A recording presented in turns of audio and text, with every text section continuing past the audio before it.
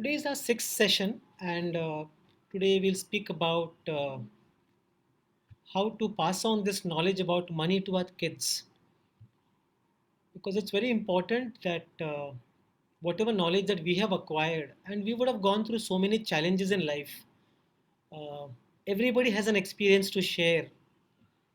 Some people have faced challenges in their early career, some have faced in the mid career, some have faced towards the end of their or close to towards retirement. Examples through his disciples who created such an impact throughout the world that Christianity became the biggest religion across the world. A disciple is not above his teacher, but everyone, when he is fully trained, will be like his teacher. This is what Luke 6:40 says. So, whatever knowledge we have got, we need to impart it in such a way to our kids that they become very good examples when they start earning, when they really start their financial lives. And it becomes like a baton to be passed on for future generations.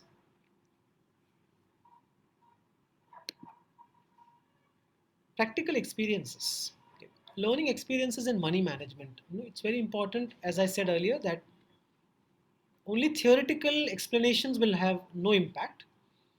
Sharing examples with children will really involve them and make them understand about whatever we are trying to share with them. On the income part, parents need to teach children how to spend the income earned at home or the pocket money they have. Demonstrate wise spending pattern.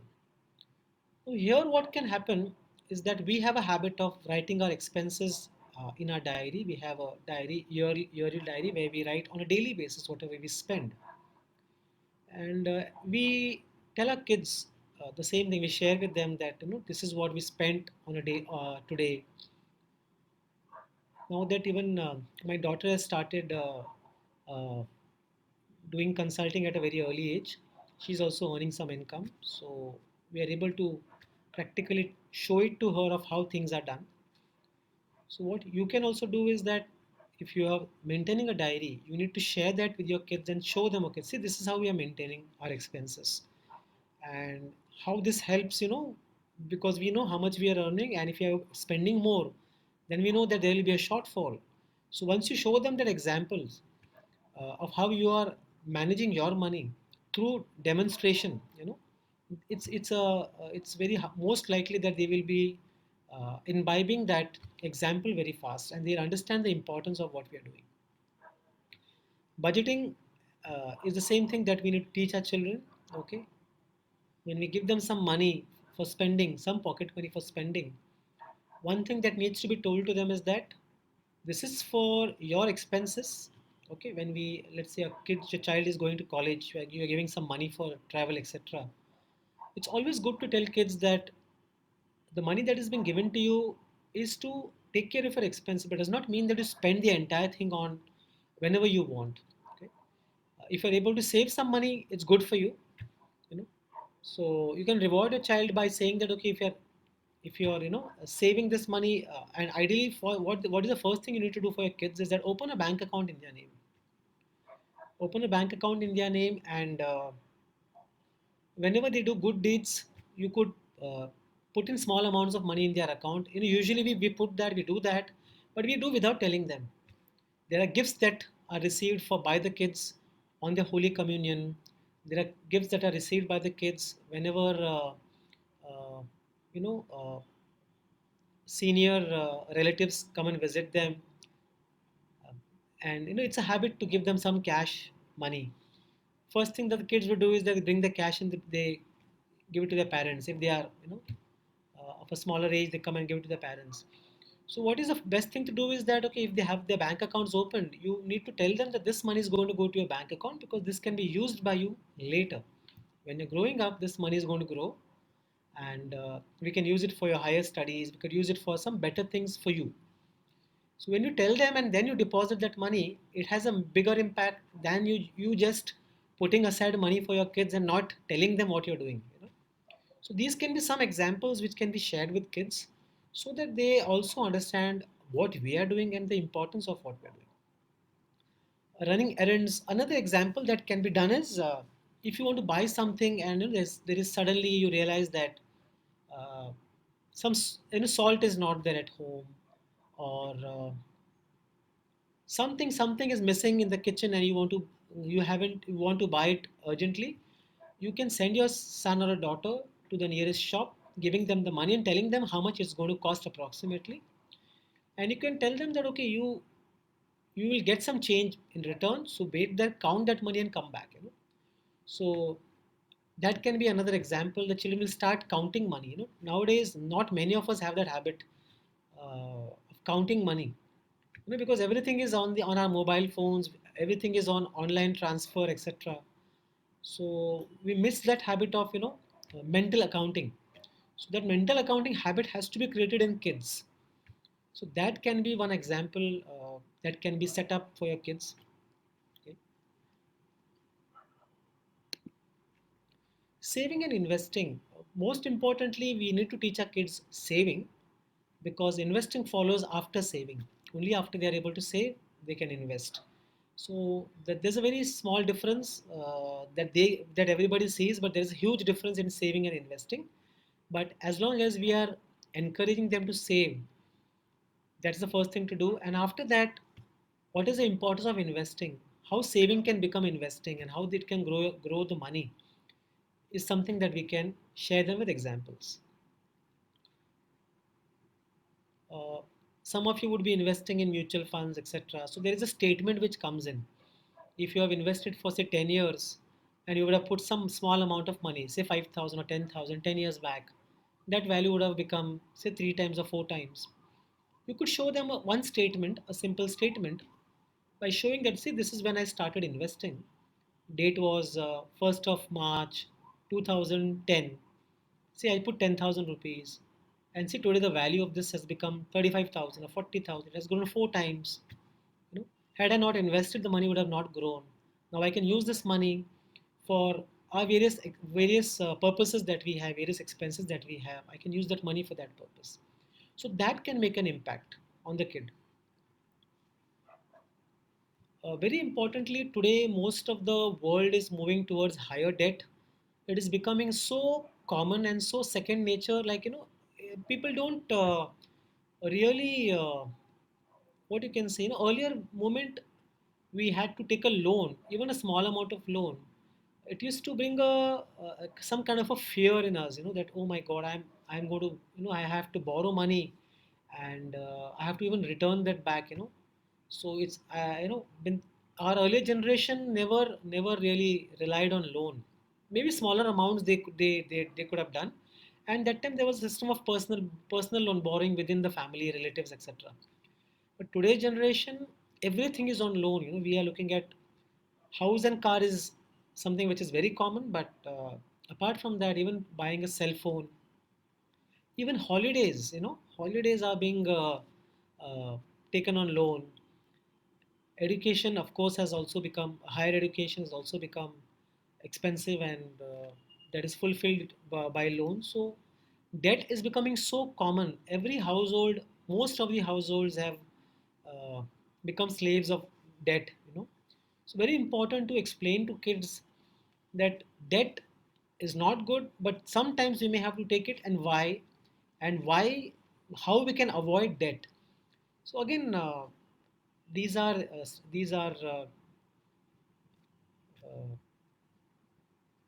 things cannot be taught to your kids in one day or a month or a week, but over a period of time, as we start teaching them about basic things, just like how we understood during our 6 7 week journey, we understood the initial importance of budgeting, cash flow, etc., and then we spoke about debt.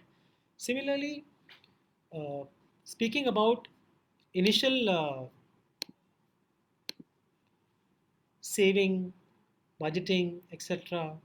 First, once that is ingrained very well in the kids' minds, then you can start speaking about debt little later. Our scriptures also teaches us to, uh, you know, uh, tithing. Tithing is a very important part of our religion, and we have to give some part of our money, our income, towards the church.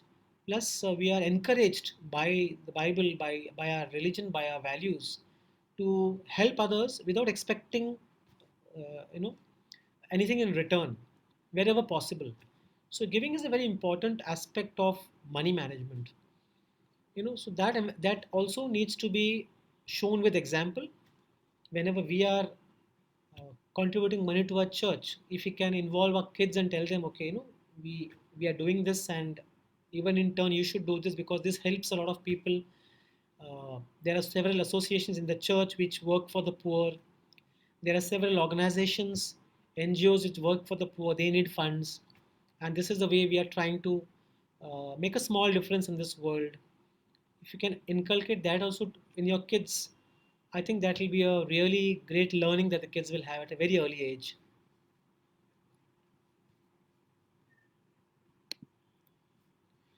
Learning experiences and money making. Learning routine responsibilities. Okay. The best way for a child to become faithful in work is to establish the habit of daily household chores.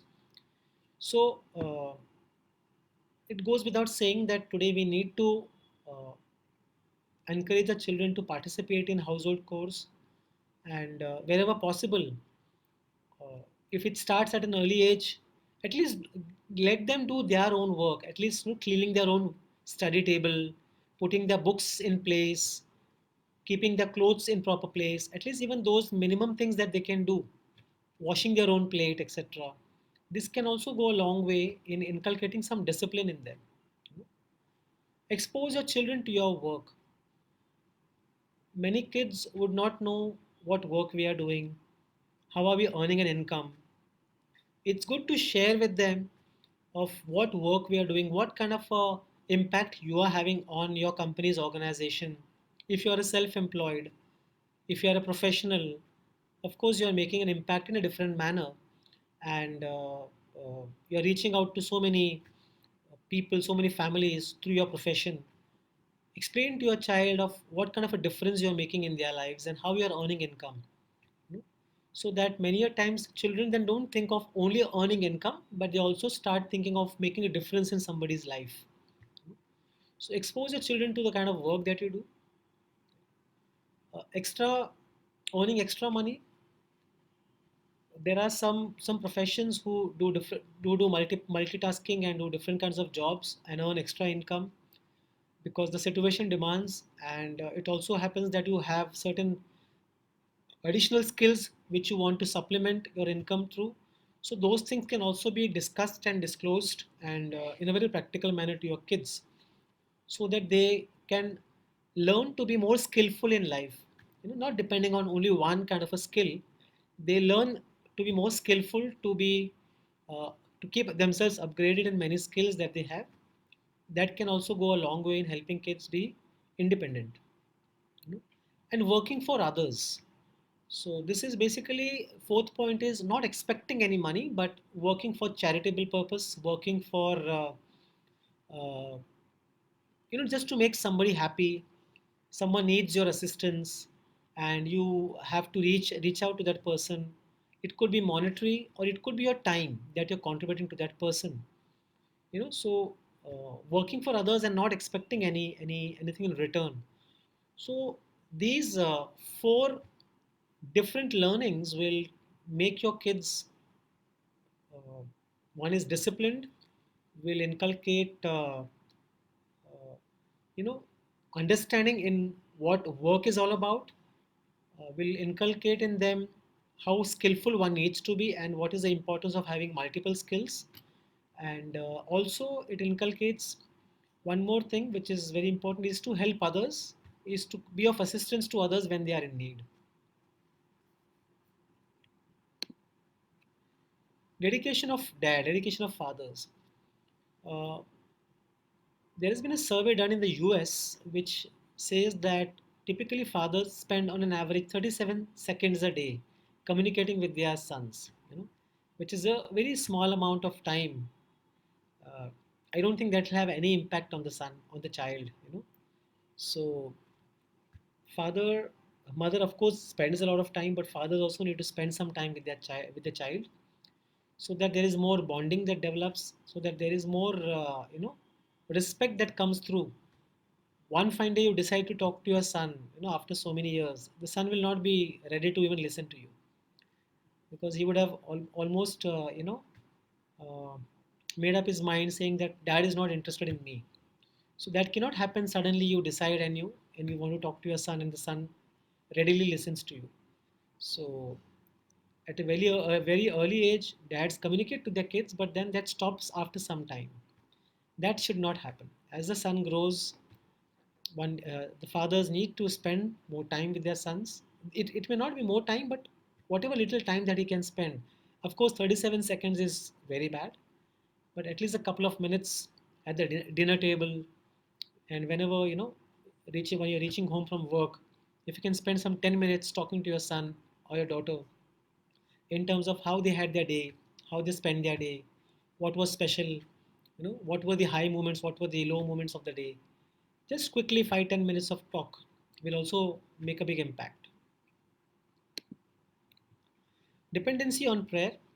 One of the most valuable lessons you can teach your children is to seek the Lord's guidance and to experience His provision through prayer.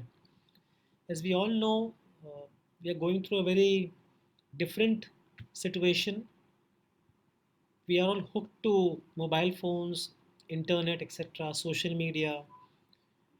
It doesn't teach us how to, be independent. Social media does not uh, teach us to,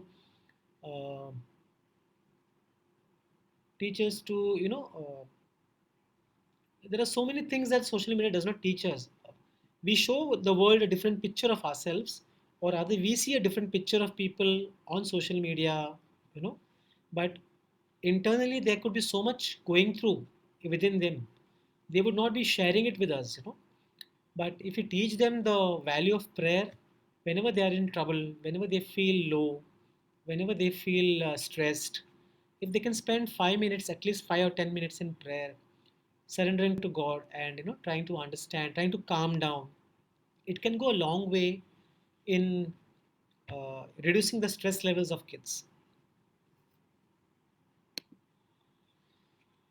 Dangers of television. This is another big challenge. Now televisions are being replaced by OTT channels, television. I mean, we are using your laptops, your PCs, your mobile phones for watching content. And typically, it's estimated that teenager graduates from high school spend about 10,800 hours in class and 15,000 hours in front of the television channel or the internet, which is huge. 30 to 50 hours per week they spend in watching television or surfing the net. So this is really very high. We need to find out ways and means on how this can be reduced. One of them could be setting a timetable, putting a chart at home saying that let us all adhere to a discipline. Let's start from, I will start from myself, as a father, as a mother. Let me start this myself. I'm not going to spend so much time on my mobile phone when I'm at home. I'm not going to spend so much time on watching the content on internet or whatever whenever I'm at home. If I can set the right example, probably we can see how we can encourage our kids to do the same. It's a very challenging thing for us today. I'm not saying this is easy. It's a very difficult thing to do, but we can make some beginning somewhere, rather than just raising our hands and saying that, oh, we have given up. Destruction by resources. Destruction caused by overindulgence. Overindulgence with money is destructive. It retards the development of a child's character and destroys the need for initiative and motivation. Our previous generation worked very hard to make a living. We all know how our parents, purchased their first house through a lot of difficulty. And that time there were no formal system of taking loans from banks. And many banks were very hesitant to even lend. I'm talking about 30, 40 years back. This present generation has created a lot of wealth. Against one house, many of them have two houses, three houses. So with pride, we tell our kids that we have two houses, we have three houses. One will go for you, one for your daughter, one for your sister, etc. So we are telling them in advance that you don't need to work. You don't need to earn a living for yourself because everything is done for you, everything is created for you. You can just demand and you'll get everything that you want. So this is a very destructful way of killing the initiative level of a child. There will be no motivation left in the child to do anything meaningful in life. So we need to avoid, even though you may be wealthy, even though you may have created resources, you need not divulge the entire resources to your kids at a very early age. You could start by giving certain examples of little things which I mentioned earlier, but don't reveal everything that you have to your kids so that the child starts feeling that okay, we are quite well off, we don't need to worry about spending, I can order anything online, and my father and my mother are easily capable of paying the money for those things. So that can easily destroy a child's motivation levels for doing anything meaningful. So avoid doing that.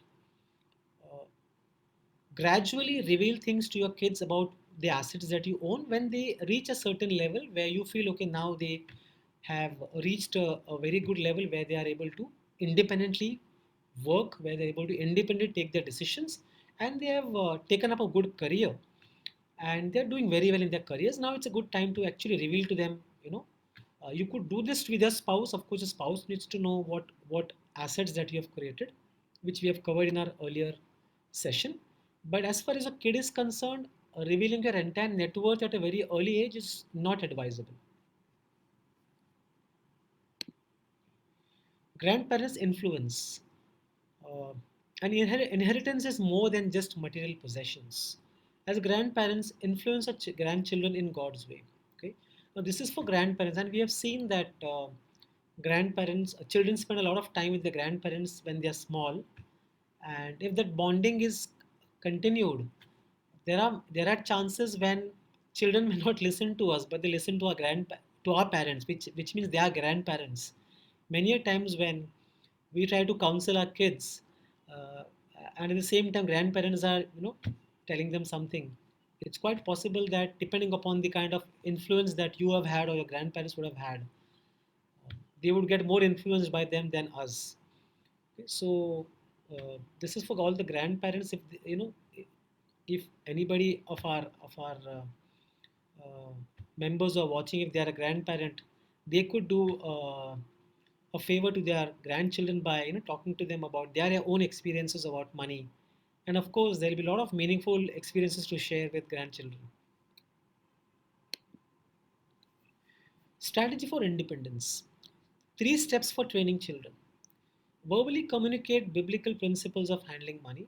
One, we have discussed that one is verbal communication. Second is we become models for our kids and we actually show them examples of how we are managing our own money. And we tell our children to observe it closely. So initially we start with sharing them our budgeting experience. We give them small errands to get something and do a mental accounting of the money that we give them. We encourage them by depositing the rewards that they get or gifts that they get by depositing in their account, showing them one of our statements that we have of how money has grown in our own investments. So practically we become models for our kids. And three, create practical opportunity for your kids to experience God's financial principles. So give them some responsibilities in a small manner initially, so that they experience the the wonders that these principles can do for their lives, as it is also already benefiting our own lives.